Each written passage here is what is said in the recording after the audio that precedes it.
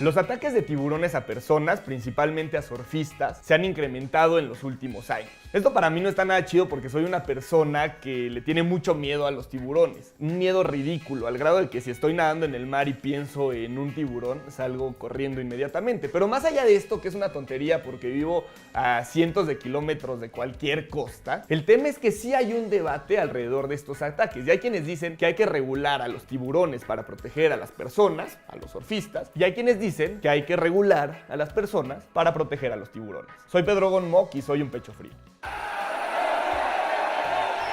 El surf existe desde hace siglos, pero nadie nunca había emprendido una carrera contra la naturaleza porque es imposible. ¿Cómo vamos a querer controlar el océano si no podemos controlar nuestras ganas de beber en el bautizo de un sobrino de 1 año? Desde el siglo XVIII, cuando James Cook y su tripulación llegaron a Hawái, se documentó por primera vez la práctica del surf. Esto quiere decir que es mucho más longevo que el fútbol, el béisbol o cualquier deporte de los que más se habla en los medios. Pero lo interesante de esto es que desde entonces ya era un tema salvarse de la muerte, porque cuentan en esta documentación que los nativos, los primeros surfers, sí jugaban a saltar de la tabla antes de que ésta se estrellara con las rocas. Pero es natural que si el juego es o parte del juego es no matarse, alguno no iba a ganar y seguramente más de uno se mató. No importa, al final creo que de eso se trata un poco el surf, ¿no? De sortear, de enfrentar a la naturaleza y de salvarse de la vida. Por eso es considerado un deporte extremo.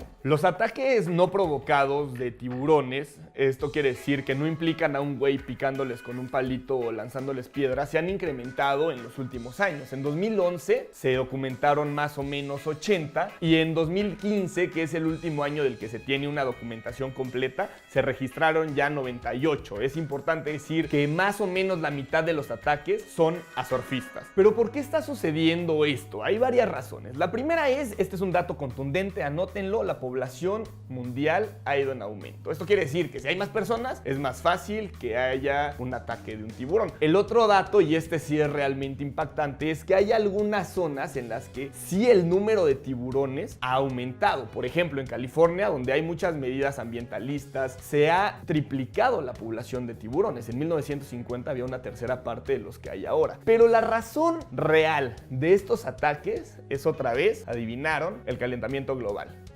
Por el derretimiento de los polos, las corrientes de los océanos han cambiado de rumbo y ahora hay tiburones en playas en las que nunca antes había tiburones. Entonces esas playas que habían escogido los surfers, ahora son las playas en donde están los tiburones también. Entonces ha emergido en los últimos meses un grupo de funcionarios públicos y de ciudadanos encabezados por el periodista australiano Fred Paul, que escribió una serie de artículos en la revista The Australian que se titulan La orilla de la muerte o algo así en español y que proponen una medida muy sencilla, como las medidas que propone Trump o que propone el PG. ¿Por qué no poner una red alrededor de estas playas en donde ya había toda una industria turística, donde ya había personas y ahora hay tiburones para proteger a las personas, sin importarles que esta red hiera o mate no solo a los tiburones, sino también a muchas otras especies como las tortugas o los delfines o la que se les ocurra que no quepa en los hoyos de la red? La propuesta naturalmente es una estupidez, pero todavía estos cínicos se han detenido a preguntar a los activistas cuántos tiburones son suficientes para poder empezar a tomar cartas en el asunto. Ante esto, el especialista en temas de tiburones, que se llama Chris Lowe, que vive en San Francisco, sugiere que no tiene sentido la medida que proponen, porque si se atenta contra el tiburón, que es el eslabón más fuerte de la cadena alimenticia y del ecosistema, se atentará contra todo el ecosistema porque todo se desbalanceará. Pero ¿qué ha llevado a estas personas a tomar esta decisión, a sugerir estas cosas? Spoiler, lo que normalmente lleva a las personas a tomar decisiones estúpidas no es la felicidad, no es la justicia, es nada más y nada menos que el dinero. La cosa es así, y hablemos al chile. Si los tiburones le arrancaran el brazo a 5 surfistas en el año, pero la gente siguiera yendo a las playas, no habría tanta preocupación, porque al final la industria funcionaría de la misma manera. Pero como las personas están dejando de ir a unas playas y a unos espacios en donde ya se había generado toda una industria, porque se contaba con que irían más y más personas cada vez, entonces está atentando contra las carteras de los empresarios, y eso sí es grave. Los brazos no, las carteras.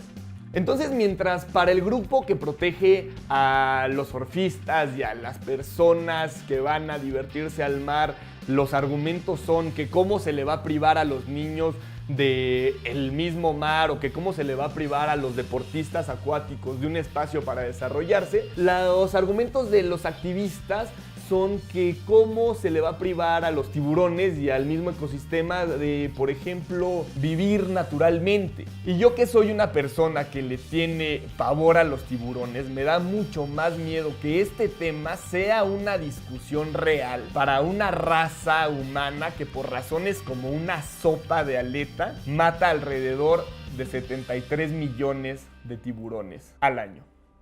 Nos vemos la próxima semana.